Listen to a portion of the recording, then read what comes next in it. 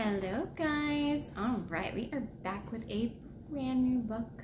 Yay. I know you guys are super excited because I've been kind of mentioning little things about it all week. So yay, it's finally here. And so we're gonna get started. This is called The Lemonade War. Okay, this is by Jacqueline Davies. It's a really good book. So let me get started. I'm gonna read the back to you guys real fast. Evan Tresky is people smart. He is good at talking to people, even grown-ups. His younger sister Jessie, on the other hand, is math smart, but not especially good at understanding people. She knows that feelings are her weakest subject, so when their lemonade war begins, there's no telling who will win, or if their fight will ever end. All right, so this is the Lemonade War.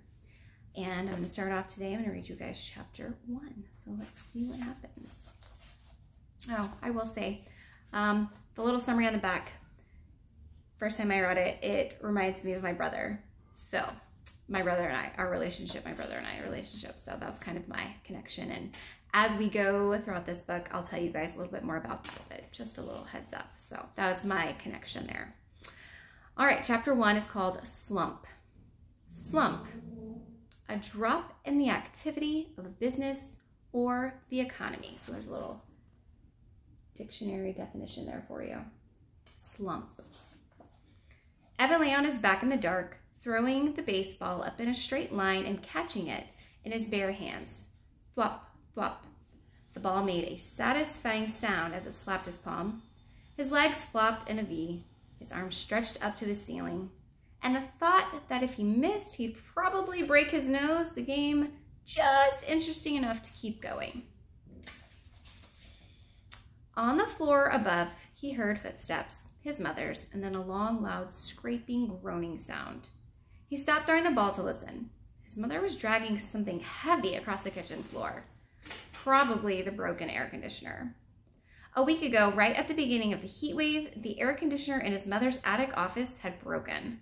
The man from Sears had installed a brand new one, but left the old one sitting right in the middle of the kitchen floor.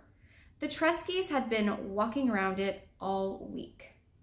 Scrape! Evan stood up.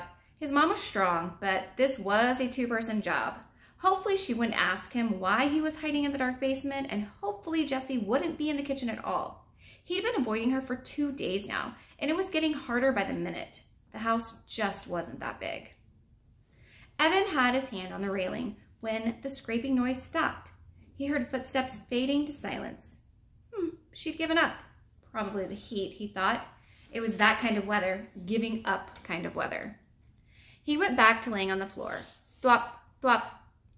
Then he heard the basement door open. Psh. Evan caught the ball and froze. Evan! Jessie's voice sounded echoey in the darkness. Evan! You down there?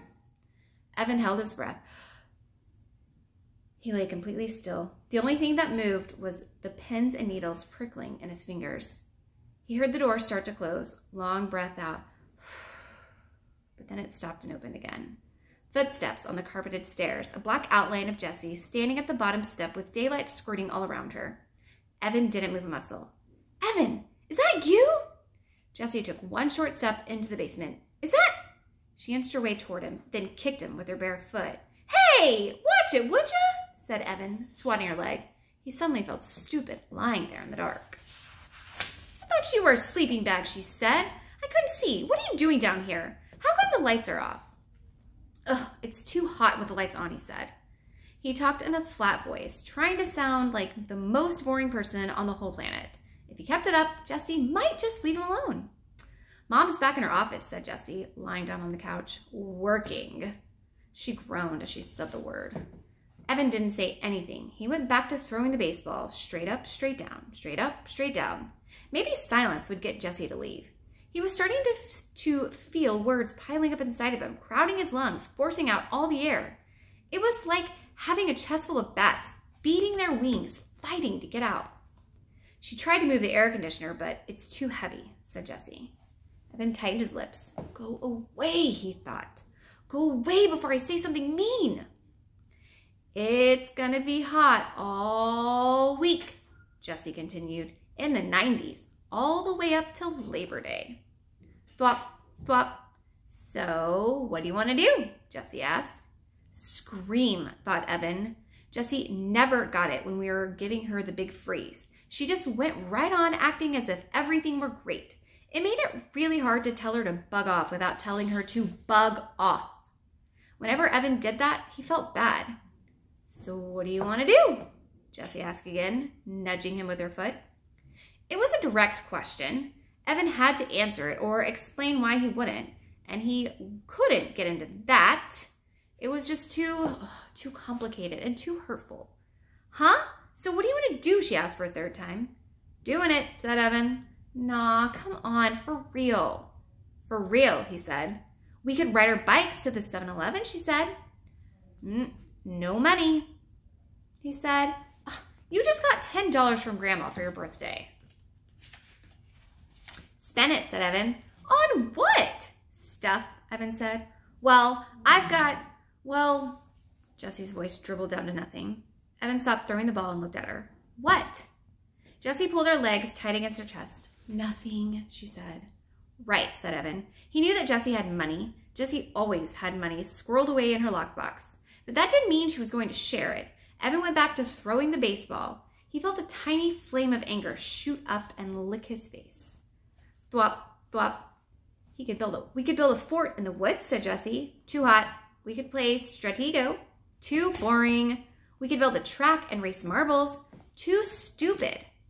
A thin spider web of sweat draped itself over his forehead, spreading into his hair.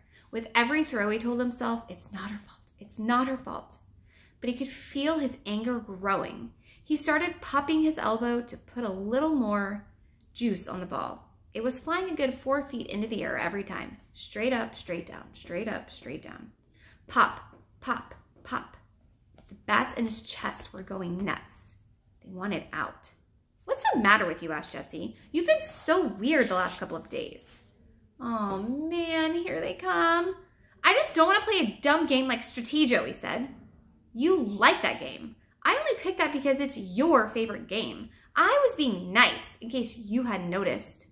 Look, there are only 6 days left of summer, and I'm not going to waste them playing a dumb game. Evan felt his heartbeat speed up. Part of him wanted to stuff a sock in his mouth, and part of him wanted to deck his sister. It's a stupid game, and it's for babies, and I don't want to play a stupid baby game. Pop, thwop, pop, thwop, pop, thwop. Why are you being so mean? Evan knew he was being mean, and he hated being mean, especially to her. But he couldn't help it. He was so angry and so humiliated and so full of bats there was nothing else he could be except alone. And she'd even taken that away from him. You're the genius, he said. You figure it out. Good. That would shut her up for once. Evan watched the ball fly in the air. Is this because of the letter? Jessie asked. Crack. Evan had taken his eyes off the ball for 1 second, just for 1 second, and the ball came crashing down on his nose. Crud! Oh, crud! He curled over his side, grabbing his nose with both hands. There was a blinding, blooming pain right behind his eyes that was quickly spreading to the outer edges of his skull. Do you want some ice? He heard Jessie ask in a calm voice. What do you think? He shouted. Yeah? She stood up. No, I don't want any stupid ice. The pain was starting to go away like a humongous wave that crashes with a lot of noise and spray, but then slowly fizzles away into nothing. Evan rolled to a sitting position and took his hands away from his nose. With his thumb and his index finger, he started to pinch the bridge. Was it still in a straight line? Jessie peered at his face in the dim light. You're not bleeding, she said. Yeah, well, it hurts, he said, a lot. It's not broken, she said. You don't know that, he said. You don't know everything you know. You think you do, but you don't. It's not even swollen. You're making a big deal out of nothing. Evan held his nose with one hand and hit his sister's knee with the other. Then he picked up the baseball and struggled to his feet. Leave me alone. I came down here to get away from you, and you just had to follow me. You ruined everything. You ruined my summer, and now you're going to ruin school. I hate you. When he got to the bottom of the steps, he threw the baseball down in disgust. Ugh! Thud.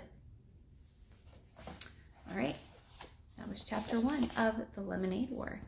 Seems like this brother and sister duo are not the best of friends right now. Something must have happened. I don't know what it could be. All right, we'll find out next. Bye, guys.